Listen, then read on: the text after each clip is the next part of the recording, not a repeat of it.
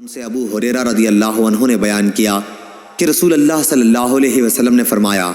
جو شخص اللہ اور اس کے رسول پر ایمان لائے اور نماز قائم کرے اور رمضان کے روزے رکھے تو اللہ تعالیٰ پر حق ہے کہ وہ اسے جنت میں داخل کرے گا، خواہ اللہ کے راستے میں وہ جہاد کرے یا اسی جگہ پڑا رہے جہاں پیدا ہوا تھا۔ صحابہ نے عرض کیا، یا رسول اللہ صلی اللہ علیہ وسلم، کیا ہم لوگوں کو اس کی بشارت نہ دے دیں؟ آپ نے فرمایا کہ جنت میں 100 درجے ہیں جو اللہ تعالیٰ نے اپنے راستے میں جہاد کرنے والوں کے لیے تیار کیے ہیں۔ ان کے 2 درجوں میں اتنا فاصلہ ہے جتنا آسمان و زمین میں ہے، اس لیے جب اللہ تعالیٰ سے مانگنا ہو تو فردوس مانگو،